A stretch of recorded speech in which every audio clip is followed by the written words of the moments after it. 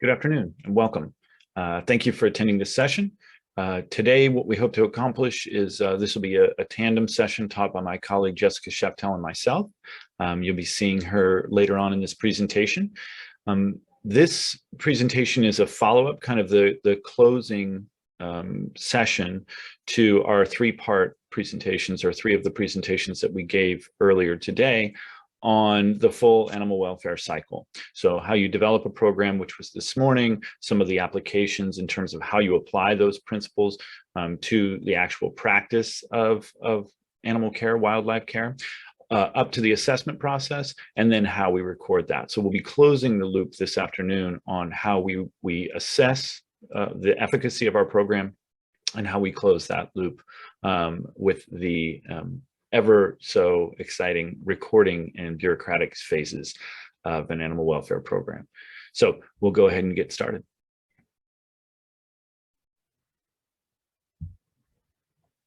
Okay, so let's get started on completing the animal welfare cycle. We're going to be team teaching this, as I said. So I'll go first, and then my partner Jessica will finish up. For those of you who haven't seen our other presentations, this is, again, this should be we've established how to build a welfare program, have guiding principles and all of those fundamental components of it, then how to apply that to the animals that we care for. And then now we're getting to the point where we finalize that, right? So we're going to wrap it up by talking about how we assess it, the efficacy of our program. So, you know, we call this the welfare cycle, and there's probably a billion different examples of this. So there's nothing novel here or original about this, but we do what we call a holistic animal welfare assessment. And what I make a distinction here between regional and alliance, and that's very specific to the company that I work for, right? It's the San Diego Zoo Wildlife Alliance.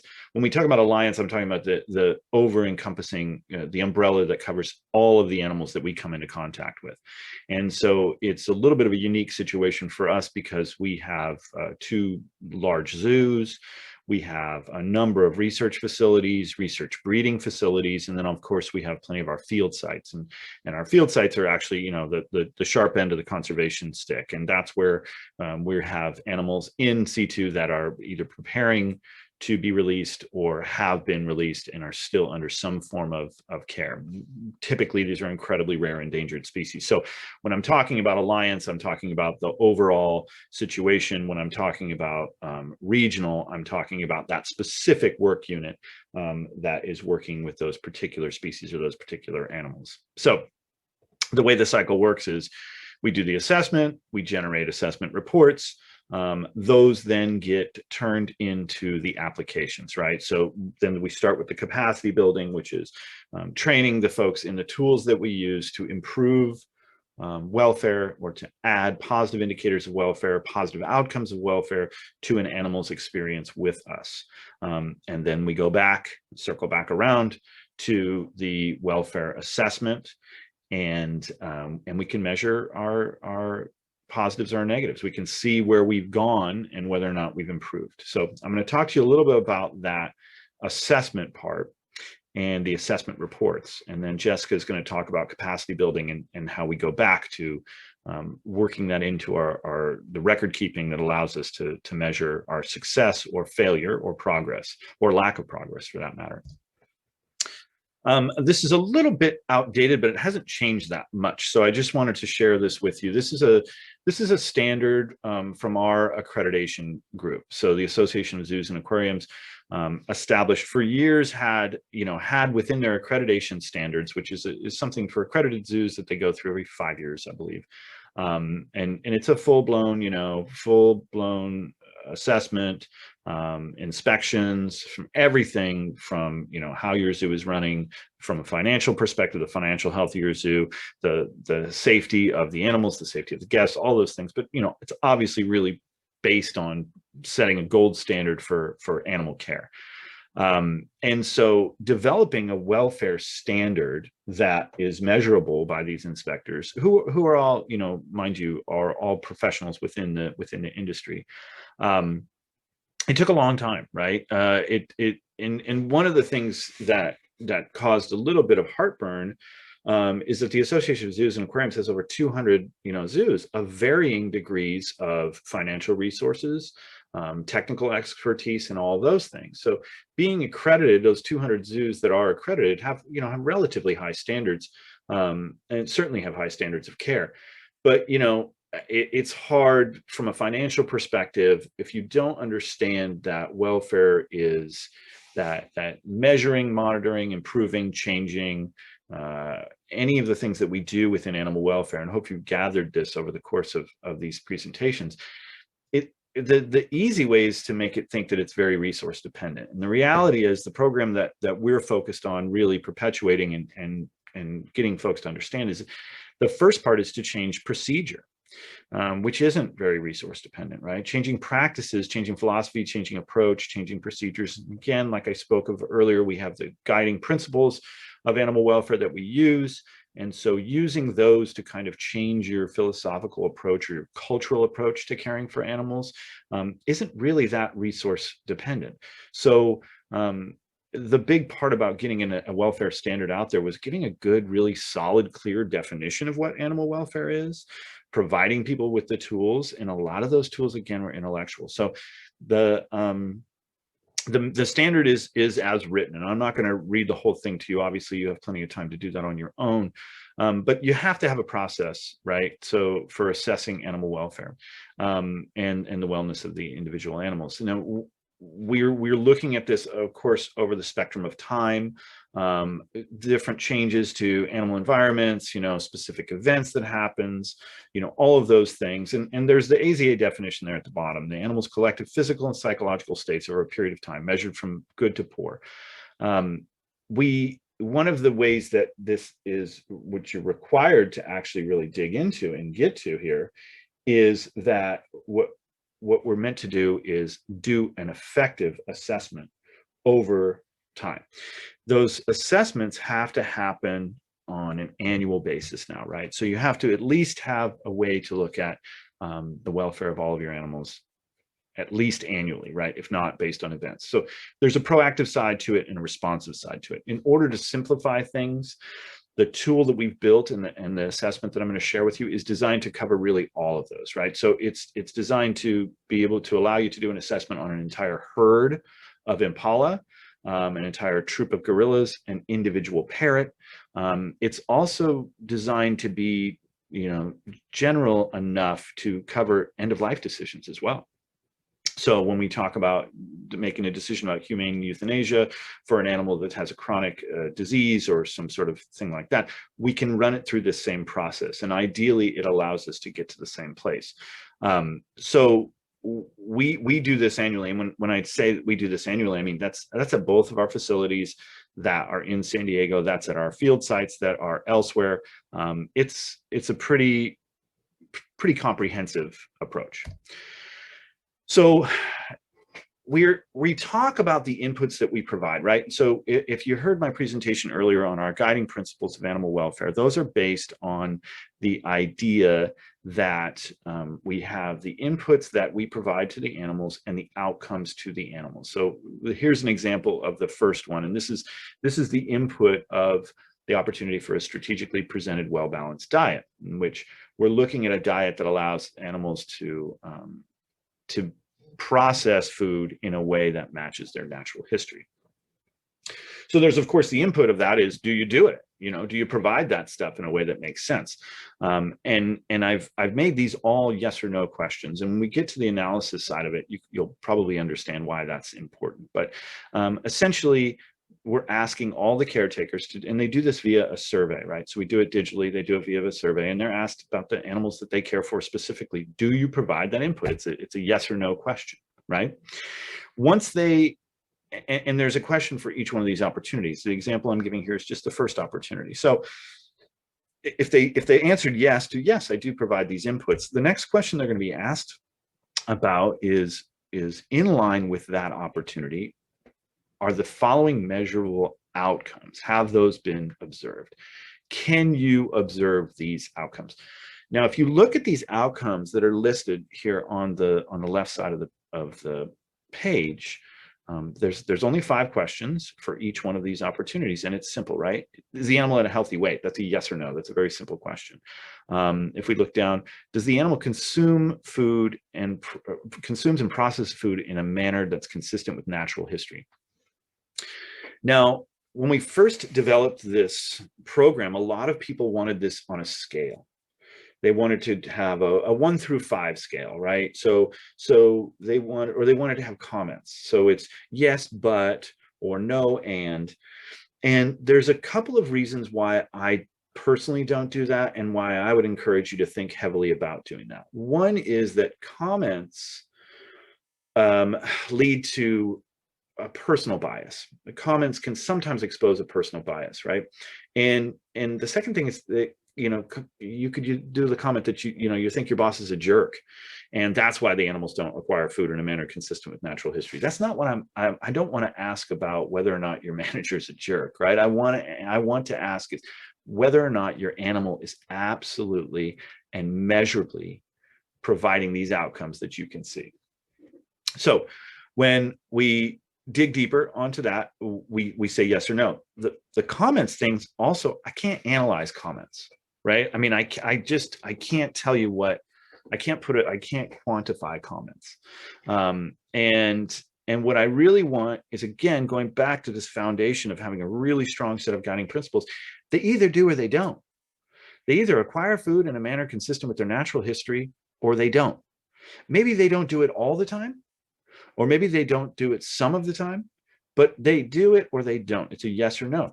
Now, to get past the yes and, or yes but, and no ands, we ask this in 2 phases. The first is we say, is it a yes or no? And then we ask you how confident you are in that score. How confident are you that the animal is at healthy weight? Did you say yes, but you have low confidence? Did you say no and you have really high confidence?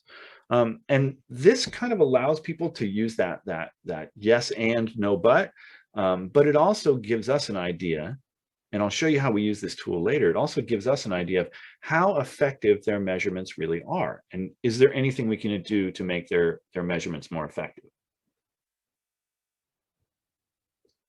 So the staff would go through, each one of the caretakers would go through, and they'd answer each one of the 5 inputs for 5 opportunities to thrive. And then they would be asked to score the outcomes. So that's what we have here, right? So animal is at a healthy weight, and I'm of medium confidence that it's at a healthy weight.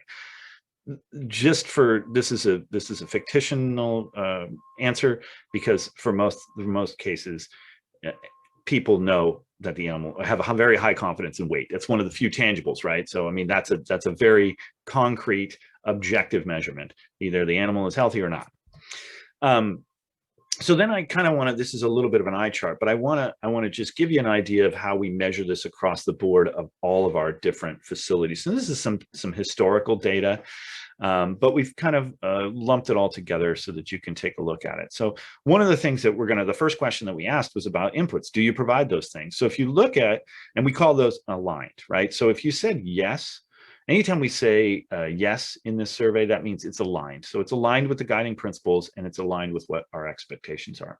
So if we look at our aligned inputs, which means how many times someone said yes to something, they're relatively high. For 2020, they were pretty high. And you would expect this, right? This is a really well-run organization.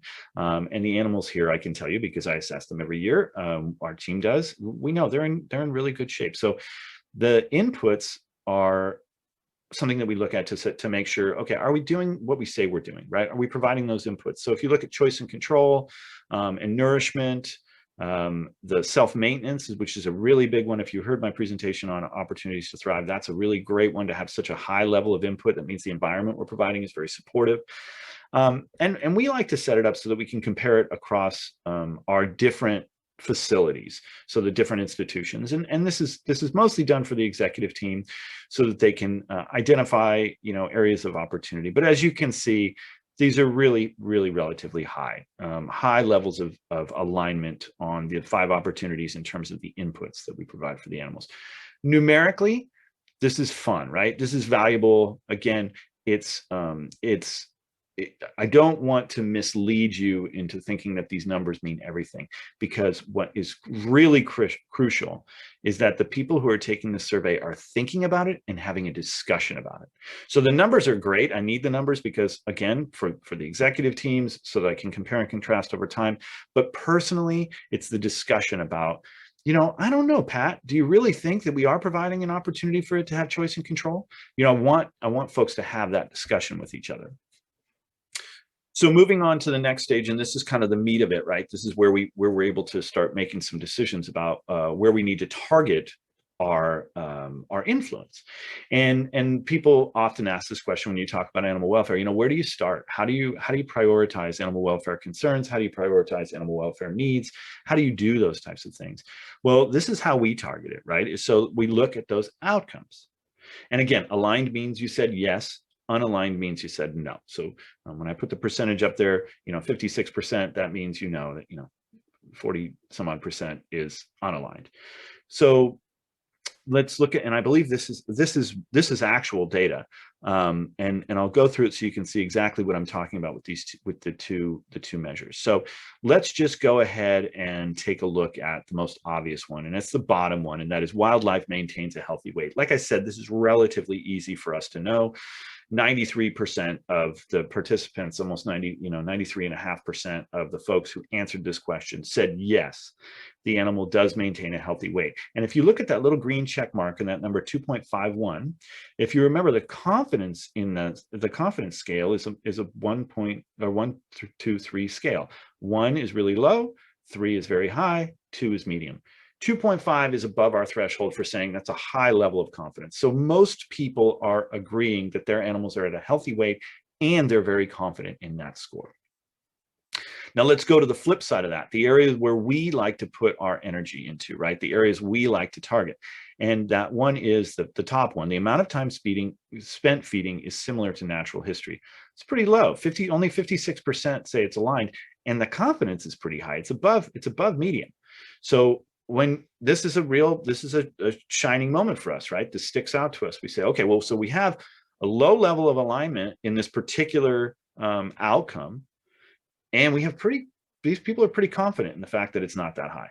That's an area we need to target. We need to find a way to increase the amount of time that these animals spend feeding, because the amount of time spent feeding, we know, is validated as a positive indicator of welfare. The closer you match the amount of time spent feeding to an animal's natural history, the healthier they are. There are actually validated measurements that show you that this animal is in a better state of welfare, both behaviorally and physically, right?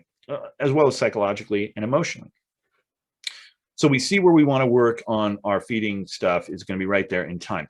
The other two areas, 66% and 69%, for acquiring and locating food, acquiring and locating resources. And again, these are really valuable measures in terms of an animal's overall psychological, physical, and emotional well-being, because these are the things that they've adapted to, right? This is finding food, acquiring food, processing food. Those are things that are adaptively relevant to animals. So we have lower scores there, 66 and 69% alignment.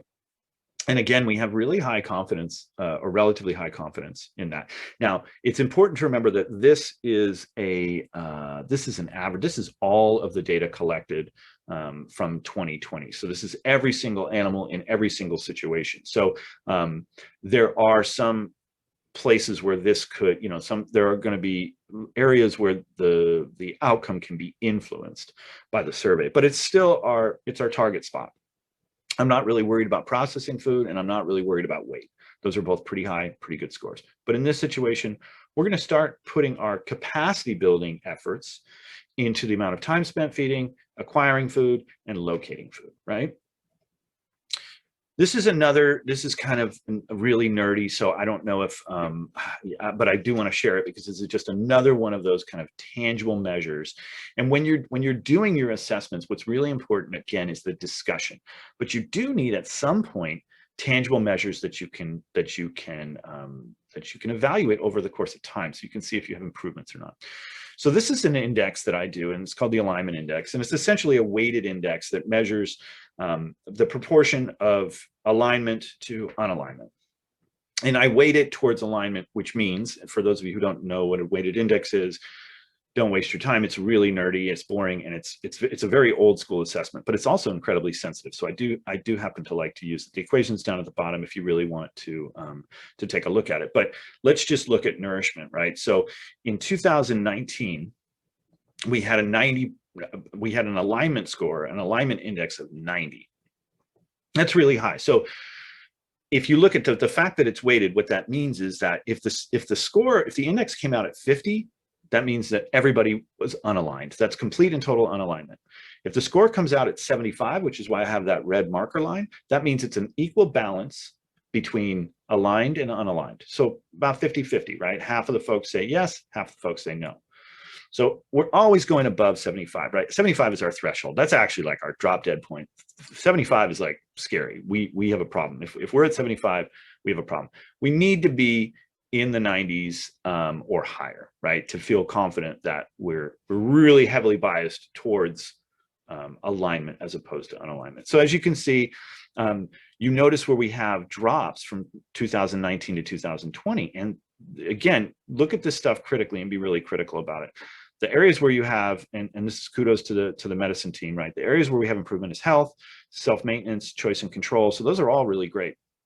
Skills and experience, which is basically our questions about behavior and those types of things, has plateaued. It's about the same at 90. But we see this dip in nourishment.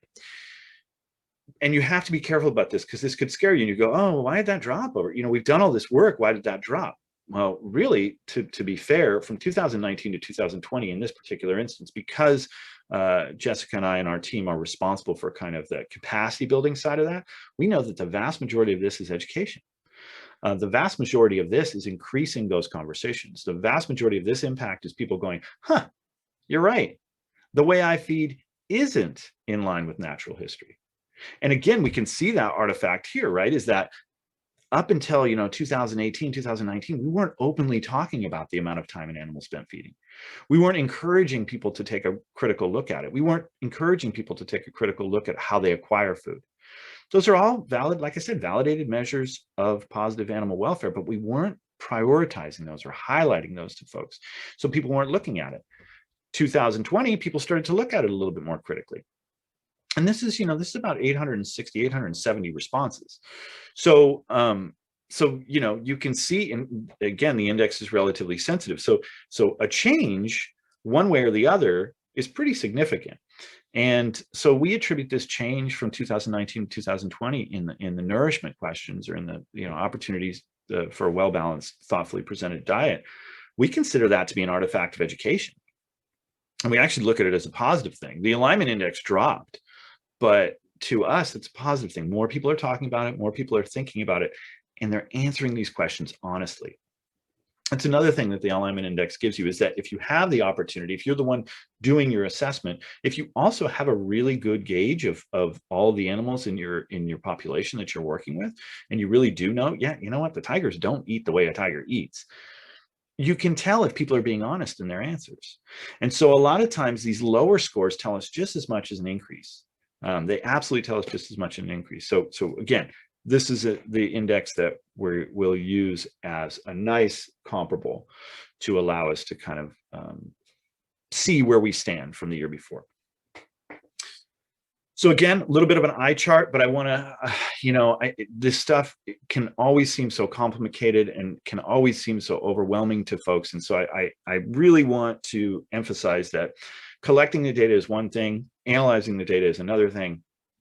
Now you need to present this data. And so this is what in the first slide where I talked about regional reporting, this is where I would present that information to the actual folks who are responsible for the animals in their care. This is a table format.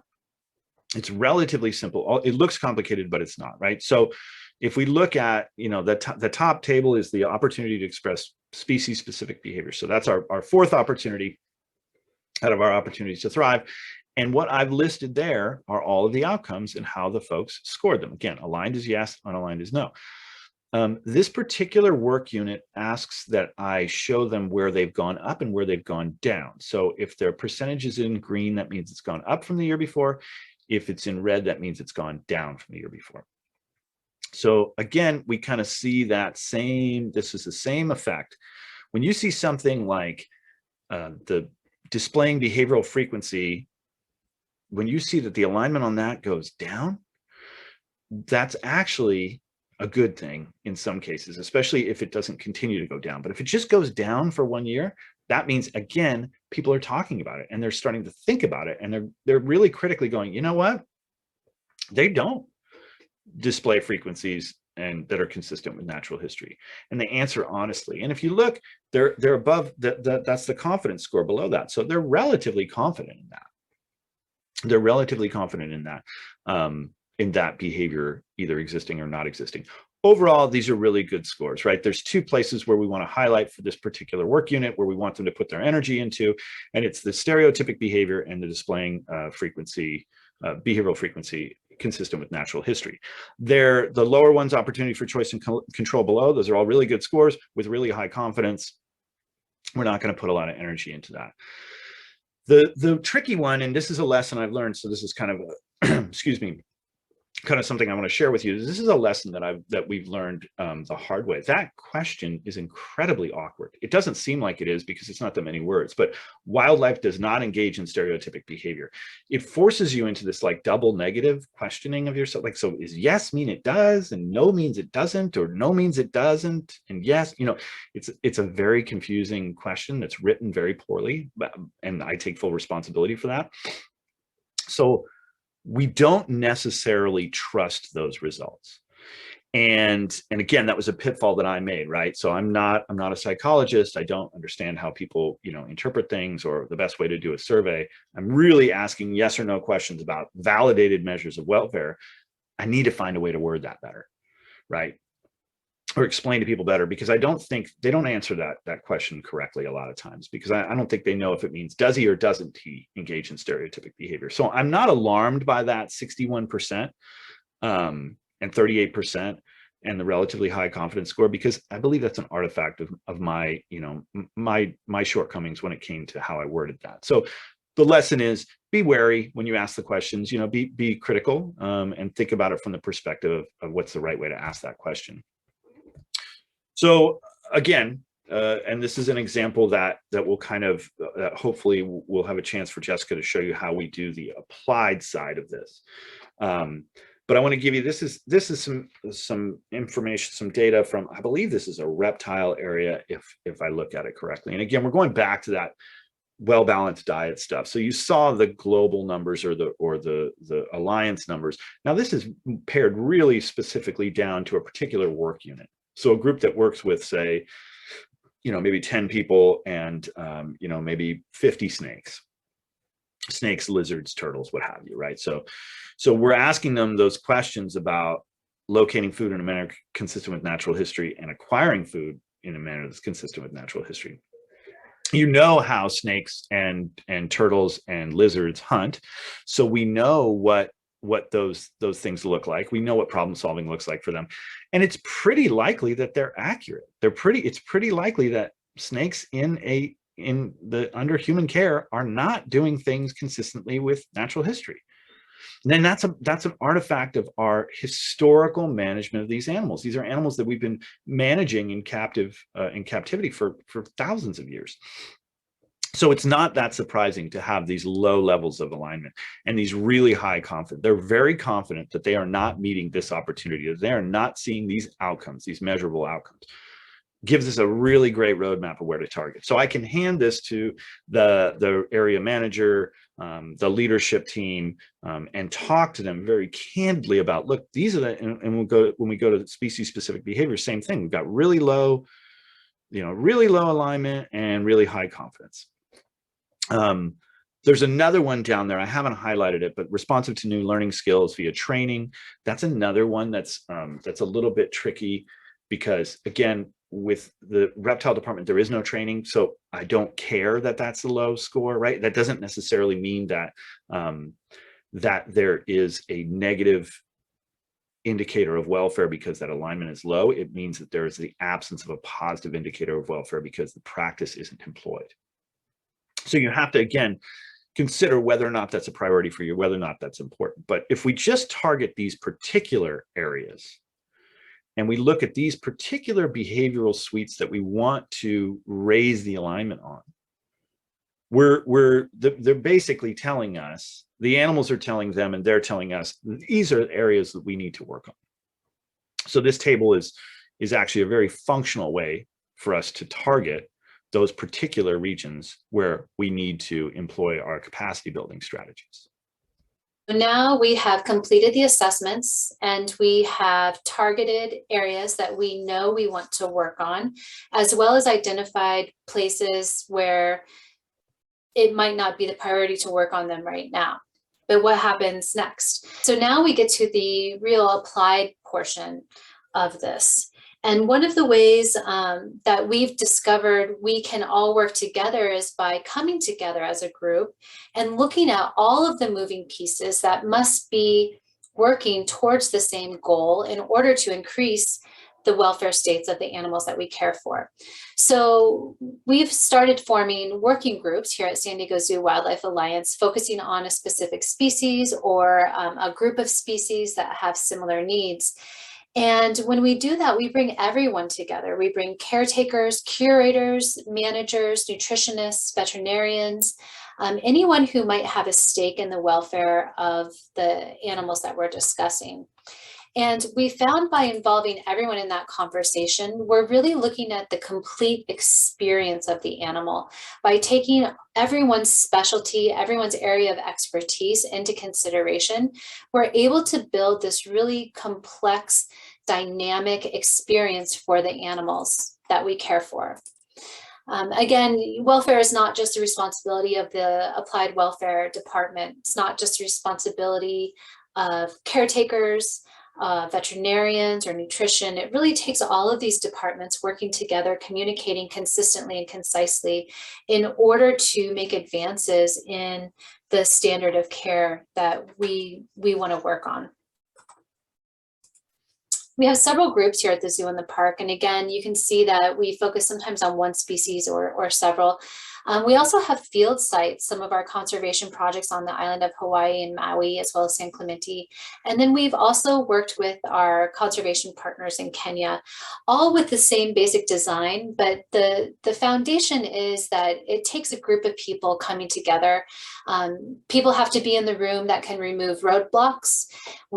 People have to be ready to progress and not say, we can't do that, or we've always done it this way, so it's the right way. But having those discussions is what we've determined is really the important piece in starting to look at some of these improvements that we know need to be made from the assessments that we've completed. Within these working groups, one of the first things we do is complete what we call a behavior-based workflow.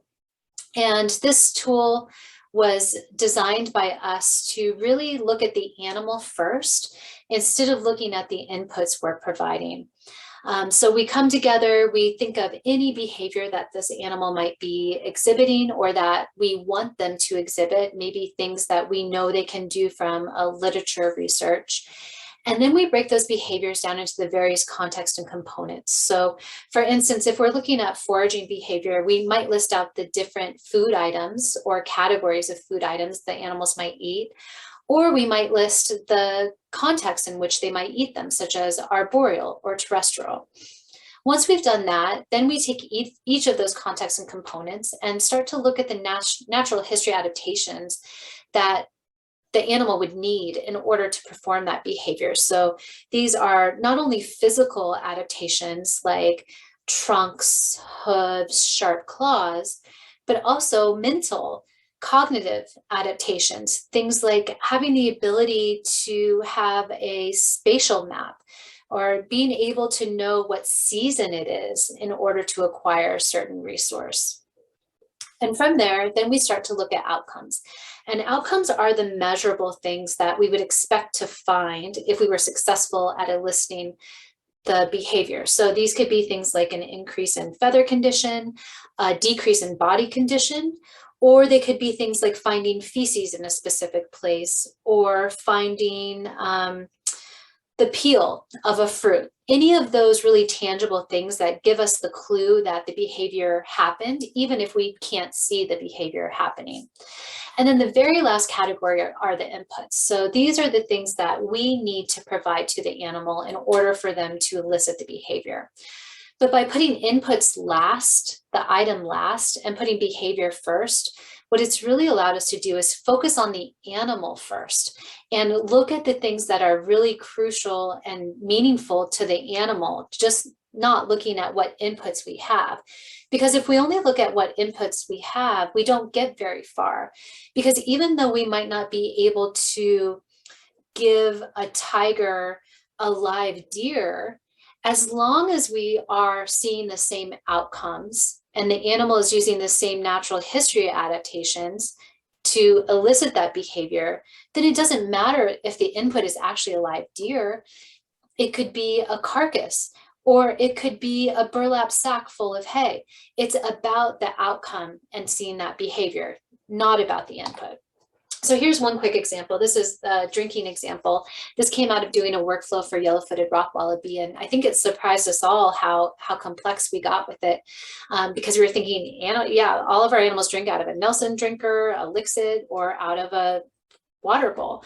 But thinking about how wild animals might acquire water is very different. Rainwater, running water out of a body of water, moisture on vegetation from a morning dew, or even in colder climates from melting snow or ice. And we started thinking about the different physical postures you might need, the different memories seasonally or opportunistically. We came up with a whole array of inputs that we wouldn't have otherwise, including making drinking challenging.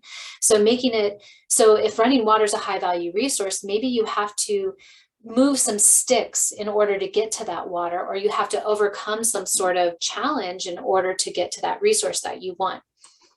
So again, looking at the behavior first leads us to these complex contextual inputs that should be more beneficial to the animals. One thing that also happens in these behavior groups is we find simple things that we can change, things we can change right away in order to influence the outcomes of those assessments that we do. Simple things like getting hardware, getting eye bolts in the hands of the people that need them in order to implement strategies such as making feeding challenging. So sometimes these meetings really are just really simple things that communication can help aid in progressing.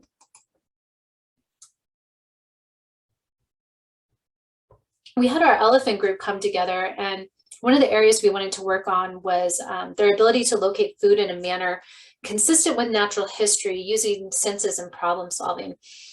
We all know how intelligent elephants are and how difficult it is to challenge them since they are the largest terrestrial mammal and they just destroy everything. But we thought, let's go through the workflow with them. And one of the behaviors we came up with was digging. And digging is something that we don't see with the elephants we care for, not because they can't do it, but because we've very rarely given them the opportunity to. But we know from literature and research that they will dig in the wild for roots or for water resources. And we started pairing that with other things we knew would be valuable to them. So things that would aid them physically. Elephants need to walk a certain amount every day in order to keep their joints and their feet in good health. So as we come together as a group and discuss this, we decided we wanted to get our elephants to dig. But what we soon discovered was we were going to have to train them to dig. We were going to have to train them that it was meaningful, that it was a behavior that would be valuable to them. So we started little by little burying things like their pellets or a melon just barely covered in dirt. And we always paired the digging opportunity with cinnamon oil. And the cinnamon oil was the cue to them that there was an opportunity to dig to acquire a resource. And you might think elephants can smell really, really well. Why did you have to give them a scent other than the scent of the actual food? Well, we determined pretty quickly they were saturated with scent of pellet. And so it didn't mean anything to them. But cinnamon was a very novel scent that when presented in specific instances, gave them that cue that now they needed to turn that cognitive switch and there was an opportunity to dig. In addition to digging, we were able to put these spots all throughout their habitats. So they had to explore more. And sure enough, what we saw was an increase in their problem solving and using their senses in order to acquire food. So this is starting to complete a cycle from assessment to identification to implementation of different strategies that we've come up with as a group. Another example would be with one of our animal ambassadors, Walma. And, very often this is how the Walmas are presented to our guests. But from an assessment, it was determined that he really didn't search for food in a manner consistent with natural history, or acquire food in a manner consistent with natural history, or express behavior at a frequency and diversity. And their care team got together and came up with some pretty creative ideas. They decided to train him to strike at food, which is something normally that we would not want our snakes to do. He, of course, isn't venomous, but they started training him to strike at food. And what they found is now when they do their assessments, they can score him higher on searching for food in a manner consistent with natural history, expressing behaviors at a frequency and diversity that is consistent with natural history, because he's showing behaviors that he wouldn't normally have had the chance to show us because we simply weren't giving him the correct inputs. So again, coming from that behavior first, letting the behaviors drive the inputs, have really come up with creative, innovative ideas that are valuable to these animals that we care for. The next step after all of this is to document, to record what we're doing. Enrichment has become a very check the box. Yes, we enriched our animal today.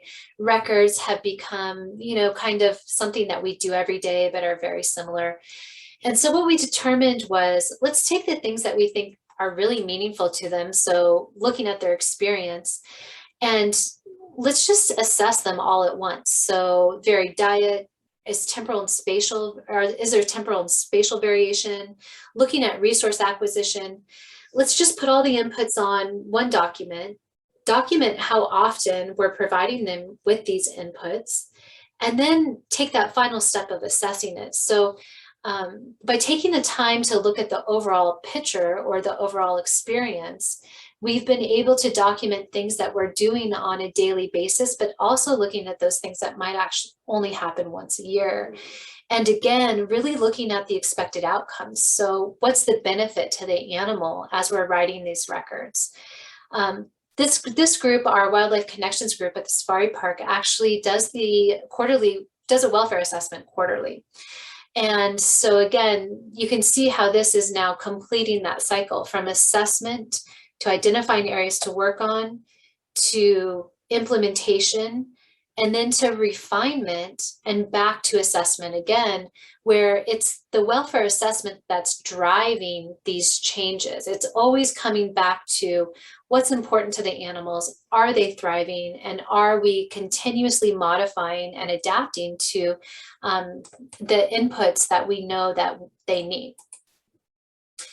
Another important thing to note is that this is driven by science. Where we can, we collect behavioral data or space use data. This is a heat map that's generated by the Zoo Monitor app, which is a great app developed by Lincoln Park for behavioral data collection.